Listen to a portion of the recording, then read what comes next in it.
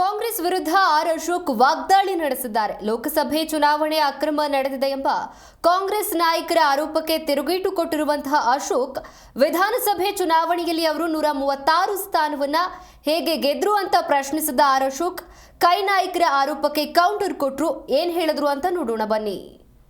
ಬೆಂಗಳೂರನ್ನ ಹೋಳು ಮಾಡ್ತಾ ಇದ್ದಾರೆ. ಈ ಹೋಳು ಬೇಡ, ಬರೀ ಬೊಗಳೆ ಬಿಡೋದು ಬೇಡ. ಬೆಂಗಳೂರಿಗೆ ಏನು ಮಾಡಿದ್ದೀರ? ಎರಡು ಕಾಲು ವರ್ಷ ಆಯ್ತಪ್ಪ ಬಂದದ್ದು. ಏನಾದರೂ ಒಂದೇ ಒಂದು ಕೆಲಸ ಏನಾದರೂ ಹೇಳ್ಕೊಳೋ ಅಂಥದ್ದು. ಕಸ ಗುಡಿಸಿದ್ದೀನಿ ಅನ್ನೋದಲ್ಲ, ಏನಾದರೂ ಹೇಳ್ಕೊಳೋದು ಒಂದೇ ಒಂದು. ಆ ಕಸನೂ ನ್ಯಾಯವಾಗಿ ಗುಡಿಸಿಲ್ಲ. ಒಂದು ಕೆಲಸ ಹೇಳಿ, ಏನೂ ಮಾಡದಿರ ಬ್ರ್ಯಾಂಡ್ ಬೆಂಗಳೂರು ಮಾಡಿ ಅಂತ ಹೇಳಿ 2 ವರ್ಷ ಆಯಿತು. ಎಲ್ಲಾಯಿತು ಬ್ರ್ಯಾಂಡ್ ಬೆಂಗಳೂರು? ಬ್ಯಾಡ್ ಬೆಂಗಳೂರು ಆಗೋಯ್ತು. ರಾಹುಲ್ ಗಾಂಧಿ ಒಂದು ಸ್ಟೇಟ್ಮೆಂಟ್ ಕೊಟ್ಟಿದ್ರು ಸರ್, ಕರ್ನಾಟಕ ರಾಜ್ಯದ ಚುನಾವಣೆಯಲ್ಲಿ ಬೆಂಗಳೂರು ಗ್ರಾಮಾಂತರದ ಮೇಲೆ ನೇರವಾಗಿ ಆರೋಪ ಸರ್. ಡಿ ಕೆ ಶಿವಕುಮಾರ್ ಹೇಳಿದ್ದಾರೆ, ನಮ್ಮ ಹತ್ರ ಸಾಕ್ಷಿ ಇದೆ, ಅಕ್ರಮ ಆಗಿದೆ. ನಮಗೂ 136 ಸೀಟ್ ಗೆದ್ದಿದಾರಲ್ಲ, ನಮಗೂ 236 ಸೀಟ್ ಹೆಂಗ್ ಗೆದ್ರು ಅಂತ ನಮಗೂ ಅನುಮಾನ ಶುರುವಾಗುತ್ತೆ.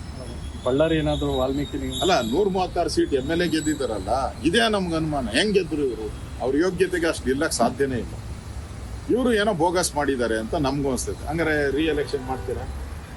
ಈಗ ಪ್ರೂವ್ ಔಟ್ ಇದೆಯಲ್ಲ, Ballari election, parliament election prove out ಇದೆಯಲ್ಲ. ED ಅವರು ಅರೆಸ್ಟ್ ಮಾಡಿದ್ದಾರೆ, ಜೈಲಿಗೆ ಹಾಕಿದ್ದಾರೆ, ಮಂತ್ರಿ ರಾಜೀನಾಮೆ ಕೊಟ್ಟಿದ್ದಾರೆ, ಹಣ ಯಾರ್ಯಾರು ಜೋಬ್ಗೆ ಹೋಗಿದೆ ಎಲ್ಲ ಡೀಟೇಲ್ ED ಅವರು ಮಾಧ್ಯಮದಲ್ಲಿ ಬಿಡುಗಡೆ ಮಾಡಿದ್ದಾರೆ.